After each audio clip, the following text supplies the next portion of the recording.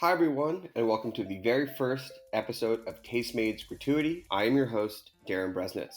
In each episode, we'll be talking with friends of ours in the food community and how they are coping with the COVID-19 pandemic. We will be talking with restaurateurs, chefs, bartenders, small business owners, farmers, organizers, and other people in the national culinary scene. Our hope is that this will be a platform for people to share their stories, talk about how they are adjusting to their new normal, and how they are helping their local communities. We will also share some practical takeaways about what you can do to support, how to keep abreast of the news, and even some culinary inspiration for your kitchen. We hope that this series is informative, educational, and inspiring, and an open dialogue between Tastemade and the community at large. For our first episode, we are joined by the wonderful New Yorker food correspondent, Helen Rosner. In addition to her culinary coverage, she has also been writing about the developing coronavirus story and has been using her social media page as a hub for restaurant support both in New York and across the entire country. This show was previously recorded for Snacky Tunes, and we appreciate Heritage Radio Network for allowing us to re-air it. One note, this show was recorded on Tuesday, March 17th, so if any developments that have occurred since the recording render any of our conversation out of date, we appreciate you understanding. When possible, our guests will join us for a video chat, but thank you to Helen Rosner for graciously joining us remotely for a call-in during her busy schedule. Please enjoy some gratuity.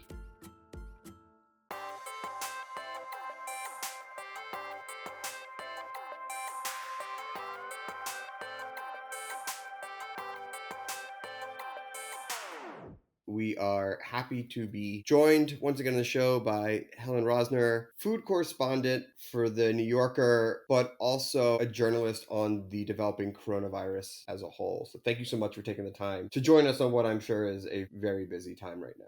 Yeah, it's my pleasure. I mean, it's a busy time, but it's also, things are happening so quickly that it's almost, they're not happening at all. Like you reach a certain point where if you step away for 5 minutes, it's the same as stepping away for a day and a half. So you reach a sort of existential plateau. People will already hear a disclaimer at the top of the show because it's going to come out not live. And so we are going to have to make that disclaimer to say that if things have changed, just appreciate that things are moving so quickly. You have emerged as a hub through social media, as a place for support and news, mainly with your merch links and things like that to restaurants, which between that and gift certificates and how they're going to shift to takeout or new messaging, your Instagram account has essentially maxed out on what information you can share, and I'm sure you're getting hit from all sides. But what have you found that people are sharing? What has been the most surprising part of all of this as people turn to you to help get the word out about their situation from all over the country, if not from all over the world? Oh man, it's been sort of incredible. I didn't intentionally set out to be a hub for merch links. I was, I think like a lot of people, I've been glued to Twitter and to Instagram and to social media. And of course, sort of as someone who writes about the food world, I follow a lot of people who work in restaurants, who manage restaurants, who own restaurants, who are connected to the food world. And everybody is completely understandably freaking out. This is just a phenomenal existential crisis to the whole economic flow of the food world as we know it, and also to everything else, but like to sort of specifically make it a food issue. And one of the things that's so devastating about all of this is that in previous crises, whether it's been, something weather related, whether it's been like a hurricane or it's been something social or military or economic, the infrastructure of restaurants still continues. People still need to eat. And that's, the thing that makes food both so compelling and also in some ways so easy to dismiss is the fact that it's this absolutely essential thing. And the service of providing food to people is, if you don't receive food, you die. It's like this incredibly fundamental thing.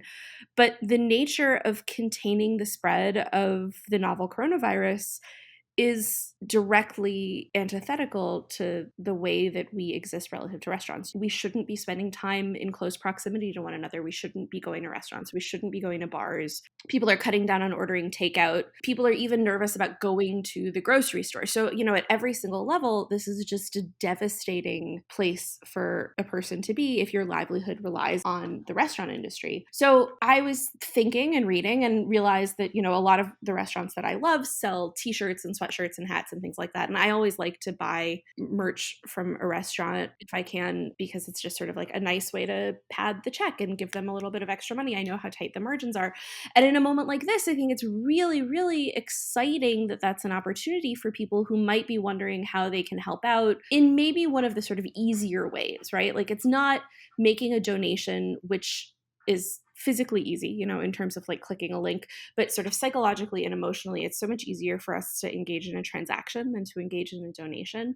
And if you're like, well, I can buy like a cool sweatshirt that's designed by some artist and it like advertises some hip restaurant with a cool name that's like on the other side of the country, I can do something that I might want to do anyway, like engage in this, you know, aesthetic pursuit while also providing really critical support to businesses who are right now standing on the edge of this yawning abyss of existential nothingness. So I don't know, that was like a very long-winded way of getting to the point that I just started sharing links in my Instagram stories, and the response was immediate and tremendous. I started getting DMs from restaurants and from people who have no affiliation with restaurants at all, but just like have favorites from all over the country, sending me links to their merch pages. And I just started aggregating them on Instagram. And I learned very quickly that you can only post 100 Instagram story pages a day before they start cycling them out. So I now have a couple of saved Instagram story highlights called Merch and Merch 2. And we're about to finish Merch 2 and start Merch 3 with links to buy cool stuff from restaurants and bars and coffee shops all over the country.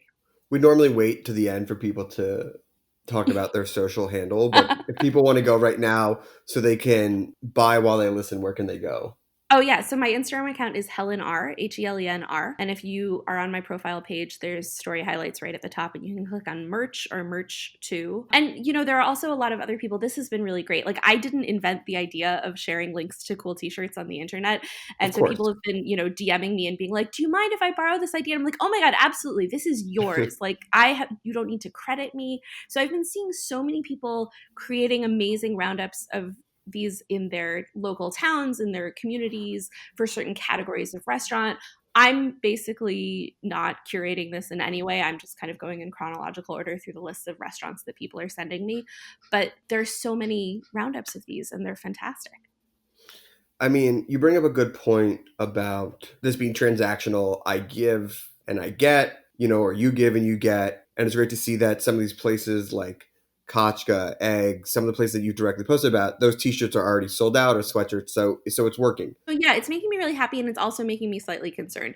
So Right. I should rewind a little bit. Like when I said a minute ago that this is an easier form of transaction for people to engage in, we like to have cool things. We find a lot of solace in spending money to get a product. It's also been really important to me personally to be giving money to support restaurant workers, not just restaurants as businesses. So I've been trying to make an effort to give donations to like community relief funds and stuff, which we can get to in a second.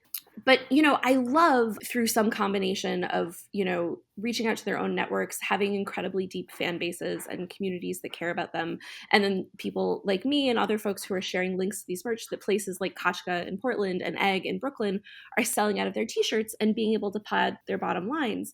But like, how long is that going to last? And that's what makes me nervous. I think that this is like GoFundMe for healthcare. It's a case by case stopgap treatment, and it doesn't really address the fact that we have this massive infrastructure of restaurants in the United States that props up its customers and also props up its employees, Mm-hmm. that doesn't have any sort of security. You know, as if restaurants disappear, so much is going to go with it. Yeah, I think that is the larger and looming question. All right, everyone sort of knows the first step right now, right? Shut down restaurants, employ social distancing, takeout only, buy some merch, send some gift certificate. That's good for a week or two. But how can people help in the long run? I know you just mentioned some charities and things like that, because I think that with the proposed government bailout that will eventually help restaurants, right now it feels very scattershot. So how does it get more focused? What do you see as a way for people to organize and to help put some guidelines or some just steps of how they can get help either through their local communities or the government at large? Oh God. I mean, if there were an easy and obvious path, I think there would be a lot of us telling you to do this right away. There's an organization that I know and that I really like called the Restaurant Workers Community Foundation. It's based here in New York, where I am. And they've set up a dedicated relief fund for restaurant workers who've been displaced or had their income interrupted or who find themselves facing health problems in the wake of COVID-19. So I've been giving them money, and there are similar organizations in a lot of other big cities. And there are also restaurant groups themselves that are starting crowdsourcing fund options for their employees, which I haven't quite unpacked how I feel about that from a sort of moral perspective. And I don't know if maybe like out loud on a podcast is the right place for me to be untangling how I feel about something that I think is coming from a place of a lot of goodwill on the part of these restaurant owners, but does seem like shifting the burden of responsibility to their community instead of taking on the responsibility themselves as the people who provide their employees with employment. David Chang has been an incredibly outspoken and Mm-hmm. very righteously angry advocate for independent and small restaurants on his Twitter in particular. Today, the day that we're recording this podcast, there was a meeting at the White House this morning with President Trump and the Oh, I restaurant heard it. industry. Yeah, and the restaurant industry, like in scare quotes, the people that he met with were CEOs and C-suite executives from like Domino's Pizza and Chick-fil-A and Wendy's, like McDonald's. Wendy's, McDonald's. I mean, and so these are the huge chains which function in some ways like standard restaurants in terms of employment and things like that. But the way that the US government is looking at them is not as restaurants, it's as businesses, because they're tremendous businesses with huge multi-billion-dollar footprints, and the way that they operate and the legal obligations that they have and the legal incentives that they're given are not remotely the same as what is in place for even what we might think of as the most like Death Star like restaurant group, right? Like, the restaurateur with 35 restaurants all over the United States and 4 locations in Vegas or something like that Sure. is nothing compared to like the CEO of Darden restaurants in terms Or a of. Yum brand or anything like that. Right, right. So we really have these two parallel realities of restaurants in the United States, and they're being treated differently and they're being considered differently. And what Chang has been tweeting about, I think, with incredible articulation, is the fact that these independent restaurants are actually the lifeblood of America. I mean, I think the majority of restaurants in the US are independently owned, and the majority of employment at these restaurants it's not being funneled through some like megalithic corporation. And so if there isn't consideration of this, it all just disappears. So what do? I don't know what you do. I mean, like we do this sort of like ersatz socialism where we donate to these funds or we donate to GoFundMe's. You can call your representatives and your senators and be like, take care of us. Like taking care of people, both as employees and as consumers, involves making sure that restaurants and food infrastructure continue to exist. And then I don't know what else there is. Like get angry and be angry in loud ways and put your money where your mouth is. And I have no idea. I mean, I have no idea. Everything is about to be so radically different. And I have no idea how it's going to be different. And I don't know what's going to happen. The news conference that happened, and this we're recording on Wednesday with Trump and everyone talking about, I guess, the trickle-down economics of these large brands into franchisees and how that affects people with employees or businesses with under 500 people. The silver lining that I found in that is that they were talking about restaurants at all. And it wasn't just the airlines, it wasn't just the banks, it wasn't things like that. And there is more than in the past I've seen a recognition of the importance of restaurants in society and about how many lives are affected by it. New York, it's one of the engines of the economy. And what do you think New York looks like after this is all done? What do you think changes for the good or for the bad when we come out of this crisis?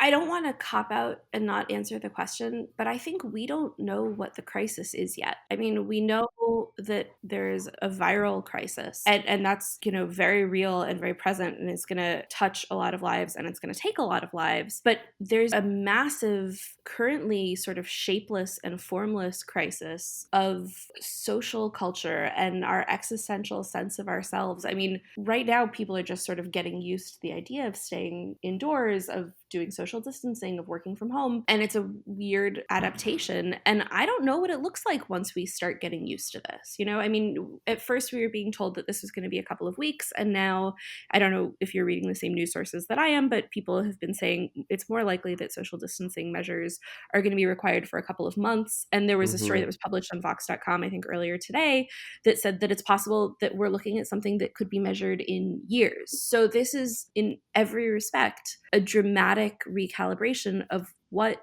our life looks like. So I don't know. I mean, what's on the other end? If we just think about this from like a restoring normal perspective, which I don't think is necessarily the best way to look at it, but it's definitely the least likely to send me in a freak out spiral.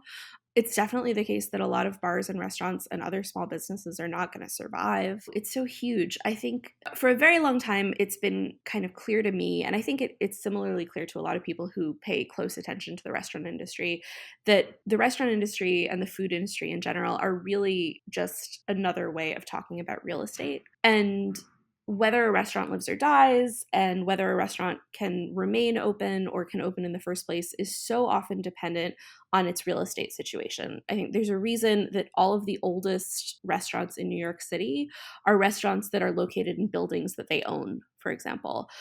There's a reason that these tremendous new developments that are going up in every single city always have restaurants at the anchors of them, and that all of those restaurants have the same kind of anodyne, slightly sterile hipster aesthetic to them. So real estate and restaurants are absolutely hand in hand. And what you wind up looking at in a case like what we're looking at right now, when restaurants might be closing for what they say is a temporary period of time, they're still going to have to pay rent, right? Like you still have all of these overhead costs. And if a restaurant stays closed for 6 months or a year and also has to pay rent for all of that time, so you have these landlords who are taking in rent while the space that they're taking in rent for is not providing anything to the community and is just sort of sucking money out of the bottom line of these businesses that are trying to sit there. I mean, I don't know what it looks like on the other end. I think that places that maybe didn't plan to close are going to end up having to, unless we have some kind of rent relief put in place. I mean, in my ideal situation, you see things that are happening in France and in Italy where the government, the federal national government is saying, like, you don't have to pay rent, right? Like, we're suspending the economy basically for this period of time in order to be able to emerge from this at the end with minimal scarring. But America, kind of from an attitudinal perspective, and especially with the current White House, is not really the kind of country that tends to say, let's hit the pause button on the flow of money from tenants to landlords, even though that's going to be the thing that we need to do in order to not have like a holocaust of the restaurant industry. Yeah, I mean, the only form of corporate debt relief that I've seen so far is Apple and Goldman Sachs essentially saying you can defer your credit card payment for a month. Yeah, and like deferral is nothing, right? Like all deferral is kicking the can down the road. It means that like, okay, I can have like 3 weeks to breathe right now, but if I have lost my ability to pay my credit card bill right now, it's not going to get any easier over the next month. And it's certainly, if you're looking at this from the perspective of a small business owner or of somebody who is employed by a small business, it really does very little. It's so depressing also that it's like the corporations who are taking the lead on this. Yeah, I mean, I can only think that out of some sort of ironic twist on capitalism, that the best thing for business is to cancel all debts in some sort of budget relief on a national level and push all rents, and deferment is paid off by a federal subsidy that doesn't have to be repaid, because at the end of the day, that's what's best for the economy, the only way. I think it's safe to say that food journalism and how we cover restaurants is going to change for this foreseeable future. I know that we are taking a look at about how we cover things on Snacky Tunes and what we want our voice to be. But, one of the most telling ones was Pete Wells's, I can't really call it a review, but in place of his review this week, which was supposed to be an 8-seat sushi restaurant, more of just like waxing on what does it all mean to be a restaurant critic now, or even talk about restaurants when, let's be honest, we're not going to have restaurants to cover for the foreseeable future in the way that we used to cover them. What do you think is going to happen with food journalism? What do you think is an appropriate level of coverage? Or do you think people just want to read about, a new bistro in Paris to have some sort of escapism? That's okay to balance out as we deal with all the other things that are happening. Well, food journalism has always had many faces. I think that restaurant criticism is definitely the aspect of food journalism that we think of first when you think about food writing. But I think if you're not a restaurant critic and you're a food journalist or a food writer, you've kind of done all sorts of writing. You write about trends, you write profiles, but you also do political writing and you do business writing. And in times of crisis, there's a lot of sort of deep human reporting to do. So, Pete's review this week was interesting. I mean, you're right, it wasn't a review, right? And he writes about the fact that it wasn't a review, and the decision that the paper made to hold the review, which I think made a lot of sense because whatever it was that he was going to be writing about isn't accessible to readers anymore. And for as beautifully written as one of his reviews might be, it also serves a service function. So what's the point of, writing a fantasy review of a restaurant that functionally no longer exists, even though hopefully it will exist again when we're on the other side of all of this. Yeah, I don't know. I mean, you have your Kim Seversons and Julia Moskins of the world who win a Pulitzer Prize for writing about the Me Too movement and Mario Batali, and then also are, doing kind of sweet little cooking pieces about how people are making bean stew or whatever. I mean, you got to have the range, I guess, if you're going to be a food reporter. But what was particularly interesting to me about Pete's review this week is that a couple of weeks ago, when the US media and US sort of readership started really seriously comprehending the fact that the coronavirus was coming our way and that things were going to have to change in order to slow the spread of infection and that our lives were definitely going to change in some way, Pete tweeted something a little bit snarky where he was like, I can feel the gears of food media shifting into sort of industry cheerleaderism. And he was a little bit skeptical of it. And it opened up a really interesting conversation in the replies to his tweets. And I have to admit that I kind of agreed at first with the tone of his tweet. I've, been a food reporter through Hurricane Sandy and, these devastating hurricanes that have been hitting Puerto Rico. And I wasn't a food journalist after 9/11, but I was reading food journalism. I mean, there is definitely this let's roll up our sleeves, let's get in there, let's rebuild, let's build up the industry. And the point that Pete was trying to make in his tweet, I think, was, how much can we as food writers be relied on to critique and analyze the restaurant and food industry if we also, when the chips are down, are so easy to jump in and boost it back up? And it is a good and weird question. And I think that right now, if you've read Eater lately, their homepage is nothing but coverage of the trauma of the coronavirus on the restaurant industry. And Grub Street, Chris Crowley had a really great piece earlier about how this is just pulling the rug out from people because it's hitting businesses in a way that we don't know. So I think that there is a degree of human compassion that is inevitable if you're writing about crisis of this level, whether it's business crisis or existential crisis or physical or meteorological. You can't just be a restaurant closed today in a dispassionate voice, because this is a horrible thing. It's not partisan to find this horrible. I don't know. I feel like I'm giving you a very meandering answer to your question. I don't know if there's a straightforward answer. I think that's the issue. And I think when there is something that is unseen and something that is a little bit scary, and if you have a family and it's a lack of leadership from maybe where you want it, whether it be government or community or things like that, and there really is no, if you have a restaurant, this is what you're doing. Because even though they said you can't dine in, that's where it stops. And that's not every city. And, we're focusing primarily on New York and LA, which have gotten somewhat clearer guidelines. But, as we speak, what about Kansas City, right? What Right. about Tuscaloosa? What about the places that, I haven't seen any regulation on street vendors or the taco carts or anything like that, right? Right. You take a swing, right? And we could look back on this conversation. In many ways, I looked at what Peter Meehan wrote 2 days ago for the Times, and that's already changed. So I don't know what journalism looks like. I mean, it's all changing incredibly rapidly. And I think there's the aspect of journalism that is sort of outward facing, right? Back in the day, the New York Times, which now just calls the section food, used to have two different sections. They had dining out and dining in, which I always thought was really great. And that is the split in how we write about food, right? There's how we relate to restaurants, and then there's how we relate to cooking. And that's also been very interesting to watch evolve over the last 2 or 3 weeks, and especially over the last 5 or 6 days as things have started getting way more intense. Because what is a disaster of unimaginable proportions for the restaurant world, for the dining out world, has actually been a boon for the dining in world, which is kind of weird and gross, but also, like, I guess is a silver lining. I don't know. I'm very reluctant to say there's any sort of silver lining to something that's this monumental, but cookbooks are selling like crazy, groceries are selling like crazy, people are learning how to cook who had never learned how to cook before because they're preparing to bunker down. So there's this weird pivot to an aspect of food that we've also been sort of boostering for years and years, in the same way that we've been boostering, or at least, covering restaurants as like a full contact social sport. And chefs who are used to being in the public eye for running restaurants, I've been, I don't know about your email inbox, but like I've been flooded with these PR dispatches from publicists who are, inviting me to talk to such and such restaurant chef who actually has a really great bean recipe that my readers might be interested in.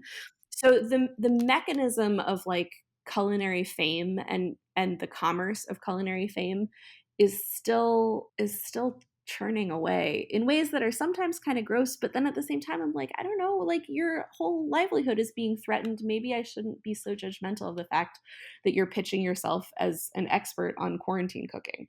To be honest, I actually like it.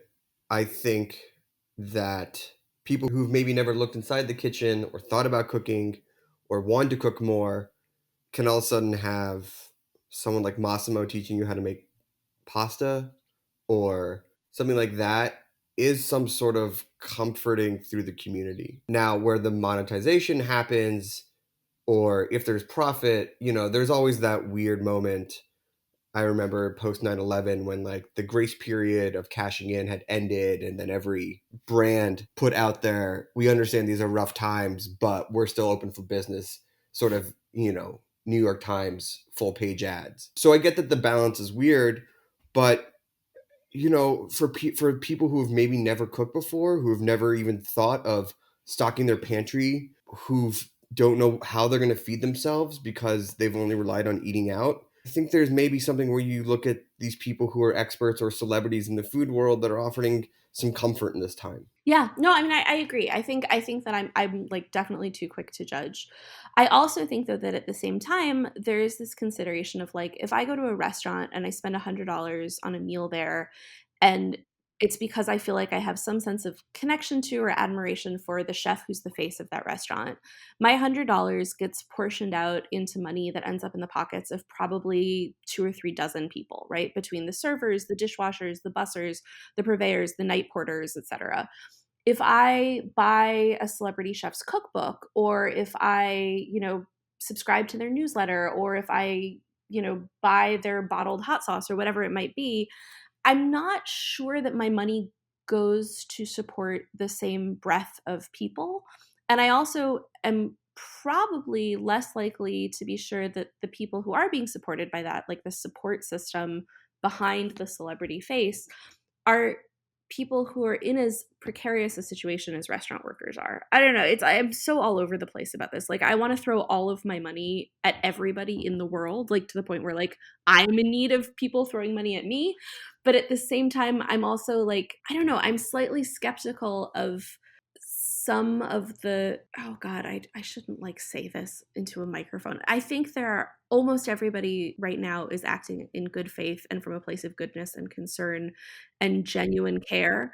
But there are definitely some people who aren't. I mean, that's always going to be the case, but I think that if someone is saying, here's my favorite bean recipe, and then you can also order my beans through a non-independent store, yes, like the tone is wrong. But if you're just out there and you're being like, hey, like this is weird, and I don't know where else to put my emotions or my feelings, and I think that by me sharing a recipe or telling you how to cook rice or make soup and how to freeze it, and here it is for free on my Instagram page, Godspeed, you know? And that's true. You're totally right. I mean, I think I'm just, I don't know, I'm feeling 4,000 different feelings at once. My inbox isn't filled with 100 PR requests that, you can't tell which ones are coming from a good heart or from a bad spot. But I think we're in the heart of a crisis. We're at the beginning of it. I don't know if when we come back from it, that things even ever will ever look the same. You said earlier about normal, and I don't think that that word can ever really be applied again. I think there's just going to be new, because what will be normal we will have never seen before. And having lived through New York during Sandy and the financial crisis and things like that, like, it never went back to what it was before. And I think that this is even grander in the scheme of things changing, because it's a national level, right? Like, Sandy was the East Coast, I mean, you look at Nashville a couple weeks ago with their tornadoes, and the rest of the community wasn't affected out of it outside of the immediate area. But this is on a scale we've never seen before. That reminds me of a really interesting thing that I was talking to a restaurateur friend about. She was telling me, or maybe somebody tweeted this. I don't even know where the information is coming from anymore. But I was reading somebody saying that it was a restaurateur in Nashville, and she was saying that one of her friends' restaurants had been destroyed by the tornadoes, and a couple of weeks ago, and that she was actually like jealous of her friend because the fact that her restaurant was destroyed by tornadoes meant that she got an insurance payout. And restaurants right now, and this is a super important thing that I should have brought up earlier when we were first talking about this, many restaurants, and it depends on a lot of things, but many restaurants have insurance coverage for what's called business interruption. And if the government at whatever level orders restaurant closures, then they can cash in on those insurance payments or those insurance premiums. And so if Bill de Blasio or Governor Cuomo or President Trump says all restaurants have to close, like by order of the government, then all of these restaurants that have business interruption insurance will be able to get an infusion of money that can sustain the restaurant and can sustain their staff through this period of time. But by being in this like twilight where restaurants have not been ordered to close, they've just been ordered to shift their service to takeout and have been given quarantines and or curfews and things like that, you don't allow these businesses to take advantage of the safety measures that they themselves have already put into place. So I was seeing people on social media over the last couple of days basically begging to be closed. If the Yep. government would just close the restaurants, it would be better for the restaurants. But by trying to sustain a sense of normal for consumers who rely on restaurants to get their food, as opposed to trying to sustain the continuity of the source of normal for consumers, which is the restaurants, we're f***ing everybody in every direction. In that two sides of the same coin situation, where that does help out the restaurants, and I've seen restaurateurs begging to be officially shut down by the government, is then the food supply strong enough where there are no restaurants? Yes, no, of course it's strong enough. It's completely strong enough. We have enough food in the United States right this very second to feed every single American. Like, it's totally strong enough. And like, people will have to do their own cooking, but like, we will figure it out. I mean, this is not going to be easy. It's already not easy, and it's not going to get easier. It's going to get harder and weirder, and it's going to get less and less familiar, and we are going to become more and more destabilized. And we just kind of have to accept that. So I think, restaurants serve essential functions on so many levels, including feeding people. But if every single restaurant in America closed right now, America wouldn't starve. America would just change. Yes. And there are a lot of backups for this type of situation that are absolute emergencies that does get food into people's homes. But it's scary. It's scary to say that a national source of place where people get their food or their livelihood are just closed, and while it's painful now, it'll be better in the future. I don't even know if it'll be better in the future. I mean, I would like it to be. I I don't mean, know. I have to remain a little I have to remain a Yeah. little optimistic. Hopefully that the pains that we're taking now have some benefit in the future. Yes. I mean, yeah, that's the point, right? Is that if we closed all the restaurants right now, we would not be doing it in order to like wipe them from the earth. We'd be doing it in order to preserve them so that there's a greater likelihood of having a normal that we can go back to. I think, there needs to be direct cash infusions. Like you were saying, there needs to be debt relief. There needs to be sort of an instant and mobilized ad hoc infrastructure that allows this network of businesses and employments and third spaces and public bathrooms and places to get a hot meal and places to see people that are not in your home. I mean, the infinity of things that restaurants provide to Americans and to people all over the world is not replaceable, right? Like, even if in some horrible way none of the restaurants right now survived this process and we had to start over from scratch, we would still be starting over from scratch creating restaurants. Like, it's not going to disappear.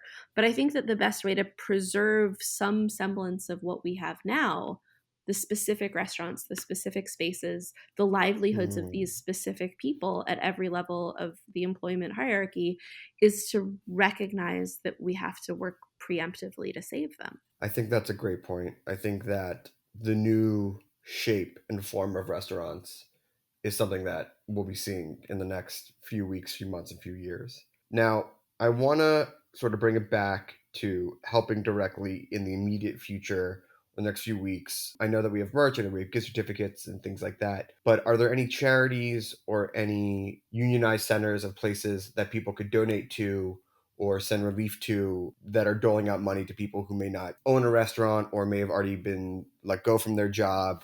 People are applying for benefits. Yeah.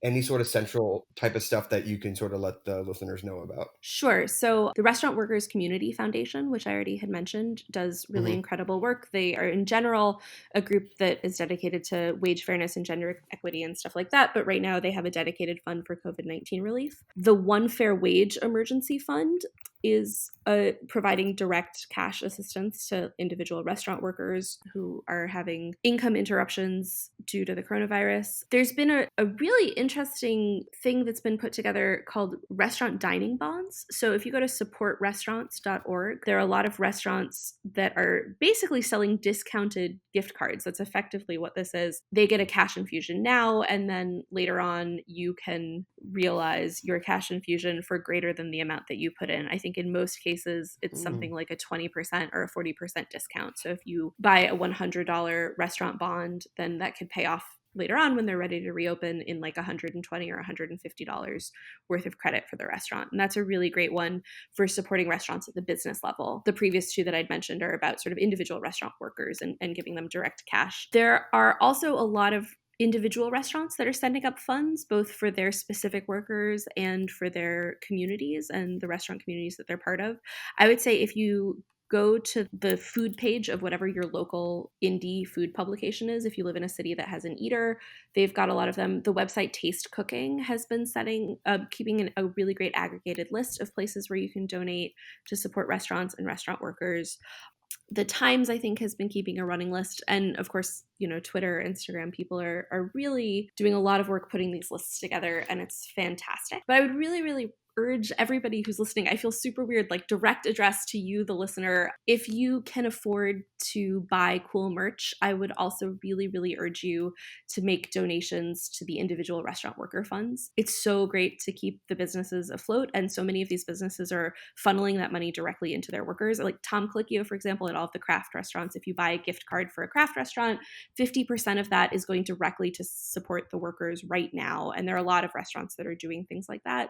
But if you give to these worker relief funds, you can make sure that your money is also going directly into the pockets of the dishwashers and the busboys and the employees who might end up getting left behind if the business decides that they have to close or they have to lay off or furlough their workers. Amazing. Well, Helen, I cannot thank you enough for taking the time to talk with us and for all the work you're doing, getting the word out. Once again, if people want to follow along about update information or check out any of your stuff that you're writing about the food or the COVID-19 situation, where can they go to find all that? You can find me on Twitter at Hels, H-E-L-S, or on Instagram at Helen R, H-E-L-E-N-R. Awesome. Thank you so much for listening to our first episode of Gratuity. If you're looking for any additional information on how to get involved or for more information about some of the charities we discussed in our conversation, please see the description below. Thank you again, and tune in next time.